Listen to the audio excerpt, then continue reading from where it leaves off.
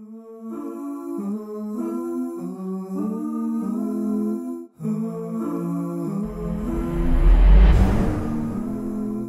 to what follows, my dear respected brothers and sisters in Islam, Assalamu alaikum wa rahmatullahi wa barakatuh. And in a few minutes, I wanted to take this opportunity to share with you a very important question, and that is, how does one achieve sincerity, honesty, and a present heart when he is making dua to Allah subhanahu wa ta'ala? This is so important, because if you're sincere and honest and your heart is present with you as you make dua, then bi-idhnillah, by Allah's permission, that dua of yours will be answered and will be accepted. So it's very important to understand how to achieve these three things. Let me begin with the first one. How do we achieve sincerity in a dua? Sincerity, my brothers and sisters in Islam, means that you make this dua solely for the sake of Allah subhanahu wa ta'ala, and you do not involve anyone in this worship. So you're directing the worship of dua to Allah Azza wa Jal alone and no one else. This is how you achieve sincerity in a dua. You want Allah to hear you. You want Allah to reward you for your dua. You want Allah to answer your dua. You want Allah's appreciation. And you don't want the people. You don't want people's appreciation. You don't want the people's recognition. You don't want people to reward you for your dua, or to look at you and throw some comments and say, MashaAllah, look at this person making dua. You don't want this. When you direct the worship of dua to Allah alone, wanting Him subhanahu wa ta'ala and His pleasure, now you are sincere in your dua. And what helps you achieve sincerity in dua is the more you make dua in private, the more sincere you become. The more you make dua in private, the more sincerity there is in your dua. So when you make dua to achieve sincerity, number one, make sure that you're directing this worship only to Allah and you want Him to accept you. You don't want anyone's approval. And number two, hide it. Keep it away from public eye. Go into your own room, in your own corner, as much as you can. Make dua in private, because that is closer to sincerity. That is closer to sincerity. Not like what we see people today. They film themselves making dua and then they post it for the entire world to see. Where is the sincerity in that? It destroys sincerity, my brothers and sisters in Islam. For the more private your dua is, the much more sincere it's going to be. That's number one. That's how we achieve sincerity. Point number two, how do we achieve honesty in dua? That's very important. Honesty in dua, in other words, what are you going to ask Allah? Are you asking Him for forgiveness? Yani, are you really honest? Are you honest? You want Allah's forgiveness or not? That's what sincerity is. How do you achieve this? By selecting the times in where dua is accepted. When you select the times during the day and the night in where dua is accepted, that is you being honest that you really want to ask Allah Azza wa Jal for whatever it is that you want of Him subhanahu or from Him subhanahu wa ta'ala. So for example, waqtu sahar is a blessed time. It's an honest time. Waqtu sahar is the time just before adhan al-fajr. That's called waqtu sahar, when you're having suhoor. That time there, it is highly encouraged and recommended to make dua at that time, especially al-istighfar, to ask Allah Azza wa Jal for forgiveness and for His mercy, to say astaghfirullah. Why is that an honest time? Why? Because just before Fajr, which is still night time, this is a time in which people want to sleep. The body wants to sleep, the body wants to rest. But you preferred the love of Allah Azza wa Jal over the love of your own self. So you preferred to stand before the hands of Allah Azza wa Jal, begging Him for forgiveness and mercy, when in fact your body wanted to rest and sleep, just like most of creation and the majority of the world is doing, sleeping and resting at that time. So to achieve honesty in dua, for example at the time of sahar, just before Fajr, When you get up and say, oh Allah, forgive me, astaghfirullah, when you say astaghfirullah at that time, you're being honest in your dua. Because that's a time in where your body wants to sleep, you want to rest. But you preferred Allah's love over what your body wants. So you got up and you asked Allah at that time to forgive you. Now you're being honest in your dua. Another time in which you can be honest in your dua, to achieve honesty in your dua, is between the adhan and the iqamah. And Nabi sallallahu alayhi wasallam teaches us that between the adhan and the iqamah, there is a moment of an accepted dua. Allahu Akbar. So if you're honest that you really want what you're asking Allah Azza wa Jal for, then don't waste that time. How is that an honest time? It's an honest time because when you hear the adhan, that is Allah calling you to come to the prayer. Allah is calling you. So you answer Allah's call and you go to the masjid. Now that you have answered Allah's call, Allah Azza wa Jal will answer your call. He will answer your supplication.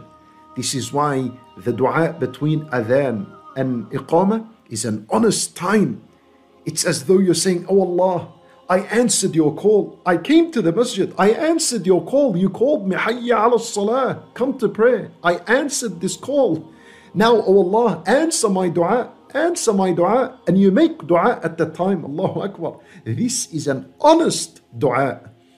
And for the sisters that are listening, that might ask, what about us if we were to pray at home? How can we achieve this accepted dua between adhan and iqamah? For the sisters, if they were to pray at home, then the accepted dua between adhan and iqamah is based on her adhan and iqamah in the house. So for the sister not to waste this opportunity of accepted dua, make adhan, if you're praying at home, make adhan at home, then wait, pray your sunnah, whatever it is, sit down and make dua. That's your accepted time of dua.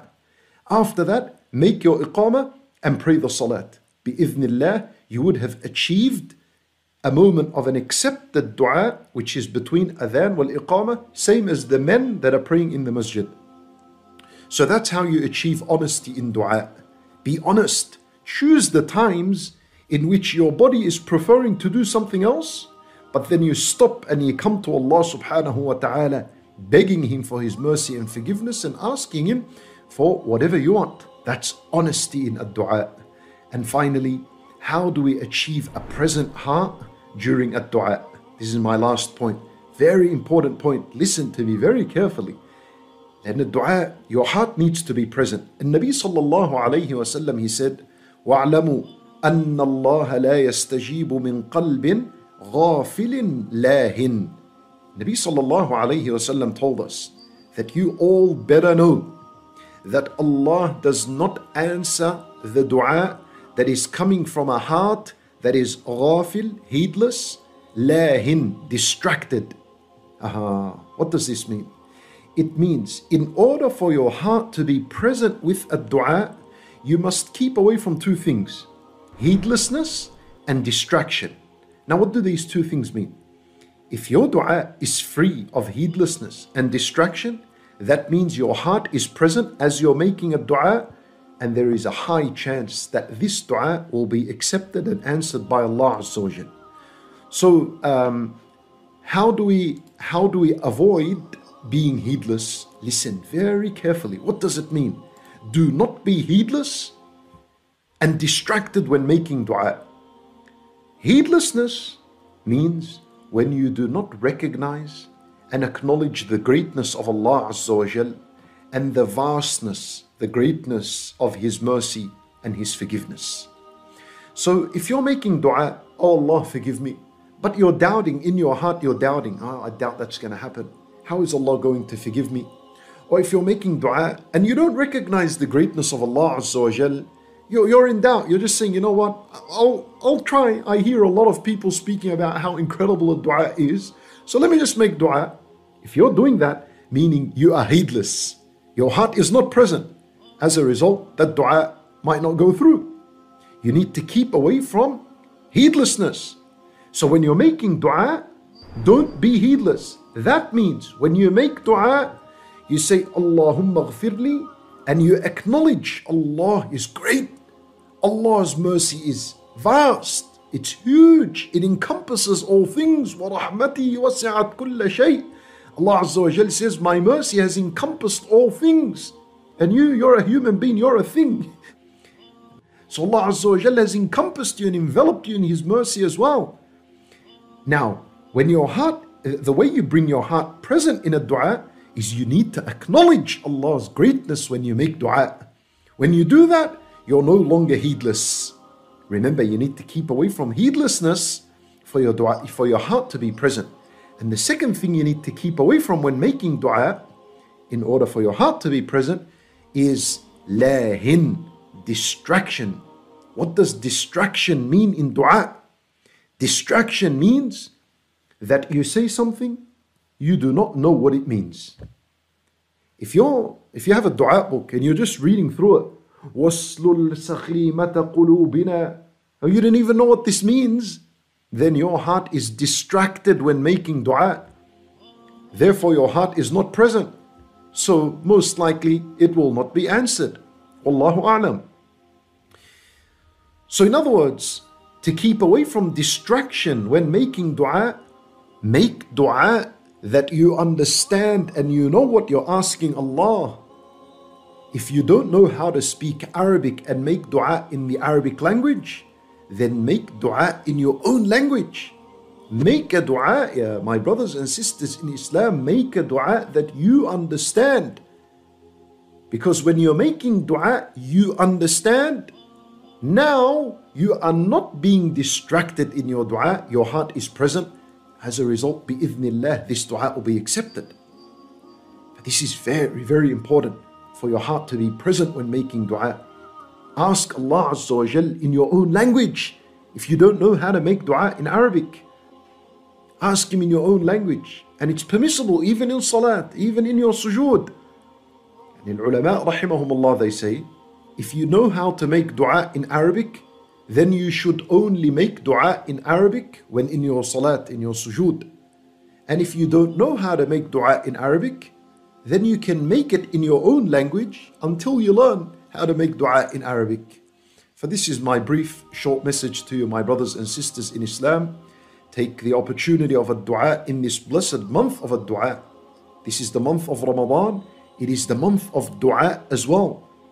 This is why Allah subhanahu wa ta'ala mentioned the ayah of dua among the ayat of fasting. In Surah Al-Baqarah, there is a passage of fasting.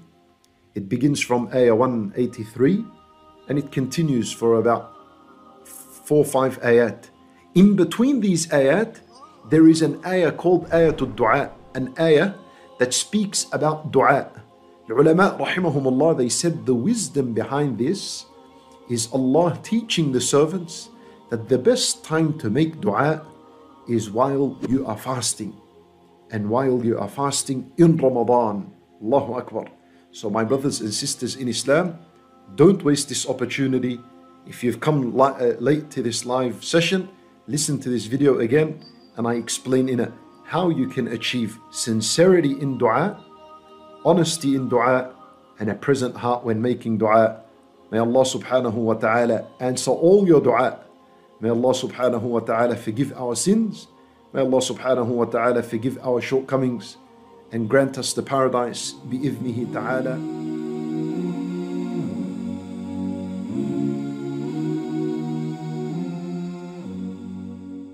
Alhamdulillah, we are happy to announce the launch of the One Islam TV app.